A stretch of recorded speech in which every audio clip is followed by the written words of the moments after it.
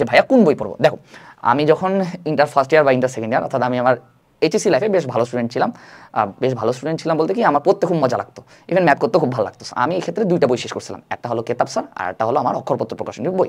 এখন যারা engineering aspirant আছো তাদের ক্ষেত্রে মাস্ট হলো কেতাব স্যার, তাদেরকে কেতাব স্যার শুরু থেকে শেষ করতে হবে। বাট যারা একটু দুর্বল স্টুডেন্ট আছো অর্থাৎ average to below average student, অর্থাৎ যাদের ইচ্ছা হলো যে ভাইয়া এনিহাও আমাকে এইচএসসিতে একটা ভালো মার্ক তুলতে হবে, এক্ষেত্রে আমার সাজেশন হলো তোমরা অক্ষরপত্র প্রকাশনীর বইটা হলো ফলো করবা।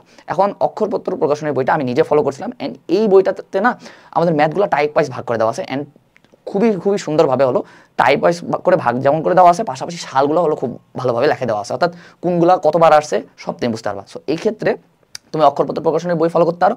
আর যারা ইঞ্জিনিয়ারিং অ্যাসপিরেন্ট আছো তাদেরকে অবশ্যই হলো কেতাব স্যার ম্যাথ তো করতেই হবে। আর তোমার যদি অন্য পাবলিকেশনের বই ভালো লাগে তুমি ওগুলোও করো, সমস্যা নাই, বাট যে কোনো একটা ফলো করার পর ওখানে যে বোর্ডের প্রশ্নগুলো দেওয়া আছে ওগুলো করতে হবে। এই ক্ষেত্রে একটা কিছু কিছু দেখবা, কিছু কিছু প্রশ্নের পাশে 1990 সালের বোর্ডের প্রশ্ন দেওয়া আছে। 1990 সালে একটু বেশি বলে ফেললাম, মোস্ট প্রবাবলি মানে 1998 সাল পর্যন্ত বোর্ডের প্রশ্ন দেওয়া আছে কিছু কিছু বই।